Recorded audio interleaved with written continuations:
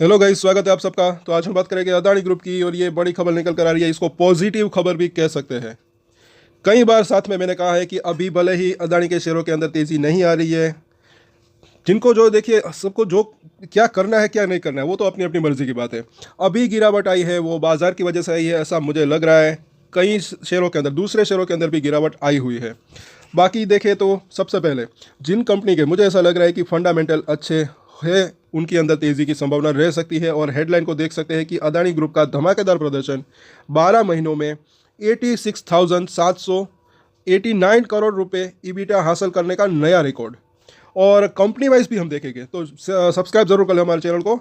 और अदानी ग्रुप ने एक बार फिर अपने बिजनेस का दम दिखाया है। कंपनी के Q3 FY25 और TTM यानी कि ट्रेलिंग 12 मंथ नतीजों में ज़बरदस्त मुनाफा दर्ज हुआ है। खास बात यह है कि अदानी पोर्टफोलियो ने अब तक का सबसे ऊंचा TTM ईबिटा हासिल किया है, जो इसकी ग्रोथ और मजबूत कैश फ्लो को दिखाता है। कंपनी की कोर इंफ्रास्ट्रक्चर से कमाई में बड़ा इजाफा हुआ है, और कैपेक्स में भी मजबूती से निवेश जारी है। मतलब कि कैपेसिटी एक्सपेंड की अगर बात करें, जैसे कि अदानी टोटल गैस की बात करें, या फिर अदानी एनर्जी सॉल्यूशन की बात करें, अदानी ग्रीन एनर्जी की बात करें, अदानी एंटरप्राइज की बात करें, कैपेसिटी एक्सपेंड मतलब कि वो अपना बिजनेस अभी भी बढ़ा रहे हैं। तो वक्त लग सकता है, लेकिन अगर बिजनेस बढ़ता है, प्रॉफिट और रेवेन्यू बढ़ता है, तो शेयर के अंदर भी तेजी की संभावना रह सकती है। होता क्या है कि अभी कुछ कंपनियों के हो सकता है कि पी रेशियो अपने उसके कम पी जो पीयर है उनके मुकाबले ज़्यादा हो सकता है, लेकिन अगर इनका अर्निंग बढ़ती है तो इसका ईपीएस जो है वो बढ़ सकता है, फिर इसका पी रेशियो नीचे आ सकता है, उसके बाद शेयर के अंदर तेज़ी की संभावना रह सकती है। यह समझने सब लायक बात है। सो ओवरऑल जो लोग ऊपर में फंसे हुए हैं वो ज़रूर देखें ये। अब देखिए, जो हो गया तो हो गया, लेकिन बात यह है कि अब आगे क्या कर सकते हैं। तो चाहे तो अपनी होल्डिंग कंटिन्यू रख सकते हैं, चाहे तो थोड़ा सा पेशेंस रख सकते हैं, थोड़ा सा वेट कर सकते हैं। मुझे ऐसा लग रहा है कि उनका प्राइस भी आ सकता है और प्रॉफिट भी मिलने की संभावना रह सकती है। आगे देखते हैं अदानी पोर्टफोलियो की कमाई में रिकॉर्ड बढ़त। तो अदानी पोर्टफोलियो ने वित्त वर्ष 2024-25 की तीसरी तिमाही में अब तक का सबसे हाई ईबिटा हासिल किया है। कंपनी का कुल ईबिटा जो है 22,823 करोड़ रहा, जिसमें साल दर साल यानी कि ईयर ऑन ईयर अगर देखें तो 17.2% की वृद्धि दर्ज हुई। वहीं अदानी ग्रुप ने Q3 FY25 और पिछले 12 महीनों का जो है TTM में शानदार मुनाफा दर्ज किया, और दिसंबर 2024 तक के ट्रेलिंग 12 मंथ आधार पर ईबिटा जो है 10.1% बढ़कर इतना रहा। और ये जो है अब तक का सबसे ऊंचा आंकड़ा है। ईबिटा का मतलब क्या है ये जरा देखें। तो ईबिटा की फुल फॉर्म क्या है, पहले तो कि earning before interest, taxes, depreciation और एमोर्टाइजेशन, मतलब कि वो खर्चों से पहले की जो अर्निंग होती है उसको आप कह सकते हैं। यानी कि ब्याज, ये देखिए यहाँ पर हिंदी में बताया गया है कि ब्याज, इसको खर्च ही कह सकते हैं। ब्याज, जो पैसा उधार में लिया हुआ है उसका ब्याज चुकाना पड़ता है, वो खर्च होता है। उसके बाद टैक्स, उसके बाद घटती कीमत, और एमोर्टाइजेशन से पहले की कमाई, इसको ईबिटा कह सकते हैं। आई थिंक आपको समझ में आ गया होगा। अब आगे जरा देखें तो इस ईबिटा बड़ा उसका मतलब क्या आप कह सकते हैं। तो मुझे ऐसा लग रहा है कि बिजनेस बड़ा है इसका। तो ये एक मतलब कि इसको पॉजिटिव ही ले सकते हैं। कहीं ना कहीं एक होप जो है इसके अंदर रह सकती है कि आगे अच्छा हो सकता है। और अभी फिलहाल जो है बाजार का इंपैक्ट इसके ऊपर पड़ रहा है, ऐसा लग रहा है। अगर बाजार के अंदर गिरावट आती है तो भी शेयर के अंदर भी गिरावट आ सकती है, बाजार के अंदर तेजी आती है तो शेयर के अंदर भी फिर तेजी की संभावना रह सकती है।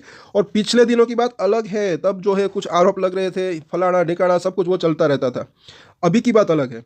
और आगे देखते हैं कि आसान भाषा में कहे तो ये एक ऐसा फॉर्मूला है जिससे ये पता चलता है, एबिटा की यहाँ पर बात हो रही है, कि किसी कंपनी ने अपने मुख्य बिजनेस से कितना असली मुनाफा कमाया। ये देखिए, जैसे हमने बात की अभी, मैंने आसान भाषा में आप लोग समझाया, यहाँ पर भी वही चीज़ हो रही है कि असली मुनाफा कमाया कितना। और इसमें कंपनी के कर्ज पर दिया गया ब्याज, टैक्स, संपत्तियों की घटती कीमत और अन्य नॉन कैश खर्चों को भी शामिल नहीं किया जाता है। इससे कंपनी की असली कमाई का सही अंदाजा लगाया जा सकता है। अगले 12 महीनों तक कर्ज चुकाने के लिए पर्याप्त लिक्विडिटी मौजूद। अब ये भी अच्छी चीज़ यहाँ पर दिख रही है कि कोर इंफ्रास्ट्रक्चर बिजनेस से कंपनी को सबसे ज़्यादा फायदा हुआ, जो ईबिटा का 84% हिस्सा है। कंपनी का कैश फ्लो मजबूत बना हुआ है और अगले 12 महीनों तक कर्ज चुकाने के लिए पर्याप्त लिक्विडिटी मौजूद है। वहीं नेट डेट टू एबिटा, तो वो जो है अनुपात 2.46 गुना मतलब कि एक्स पर है, और जो कर्ज पर कंट्रोल दिखाता है। तो ये चीज़ भी यहाँ पर अच्छी दिख रही है कि लिक्विडिटी अच्छी खासी मौजूद है कर्ज चुकाने के लिए। और देखें आगे कि सेक्टर वाइज परफॉर्मेंस। तो अगर सेक्टर वाइज प्रदर्शन की बात करें तो यूटिलिटी सेगमेंट का ईबीटा जो है 10,429 करोड़ रहा, जिसमें 12.5% की वृद्धि देखी गई वार्षिक।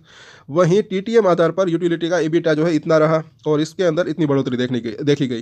ट्रांसपोर्ट सेक्टर ने भी मजबूत प्रदर्शन करते हुए जो है Q3 FY25 में 5,077 करोड़ का ईबीटा दर्ज किया, जिसमें 10.5% की बढ़ोतरी हुई, जबकि टीटीएम आधार पर ये जो है इतना रहा और इतनी बढ़ोतरी हुई उसके अंदर। अब ज़रा देखें आगे कि AEL यानी कि infrastructure business, AEL infrastructure business के अंदर जो है सबसे तेज़ जो है ग्रोथ देखने को मिली। यहाँ पर Q3 FY25 में ईबीटा जो है 2,818 करोड़ रहा, जो 45.6% की सालाना वृद्धि है। और वहीं टीटीएम आधार पर जो है ये 10,959 करोड़ रुपए पर पहुंच गया, जिसमें उसमें भी अच्छी खासी ग्रोथ देखने को मिलती है 30.3% की।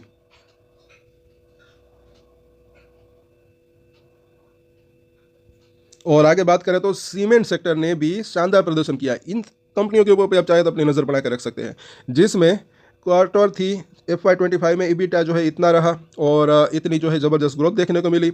और टीटीएम आधार पर भी अगर बात करें तो ईबीटा इतना रहा और जो है ग्रोथ इतनी देखने को मिली।